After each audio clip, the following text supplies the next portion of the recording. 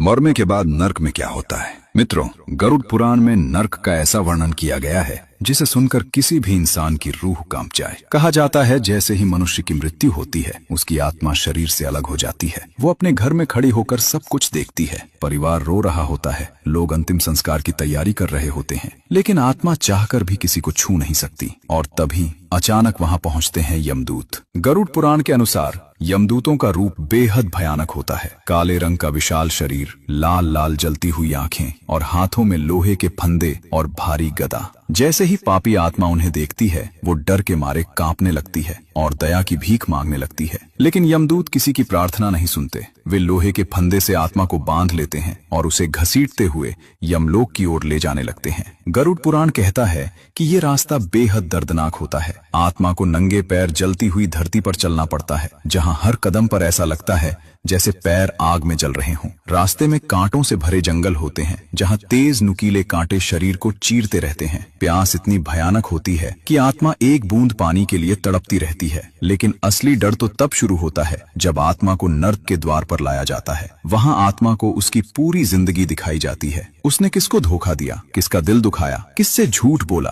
सब कुछ। और फिर शुरू होती है नर्क की भयानक सजा। गरुड़ पुराण बताता है कुछ पापियों को जलती हुई आग में डाल दिया जाता है, कुछ को उबलते तेल के कड़ाह में फेंक दिया जाता है और कुछ को तेज धार वाले हथियारों से भरे रास्ते पर दौड़ाया जाता है। वहां दर्द इतना भयानक होता है कि आत्मा चीख चीख कर दया की भीख मांगती है। उस समय आत्मा को अपने हर पाप याद आते हैं और वो रोते हुए सिर्फ एक ही बात कहती है, काश मैंने जिंदगी में पाप न किए होते। मित्रों, गरुड़ पुराण हमें डराने के लिए नहीं बल्कि सचेत करने के लिए ये सब बताता है। इसलिए आज से ही कोशिश करें किसी का दिल न दुखाएं, किसी के साथ अन्याय न करें और जितना हो सके अच्छे कर्म करें। क्योंकि याद रखिए, मृत्यु के बाद इंसान के साथ उसका धन नहीं, सिर्फ उसके कर्म ही जाते हैं। भगवान श्री हरि विष्णु के लिए वीडियो को लाइक शेयर जरूर करें।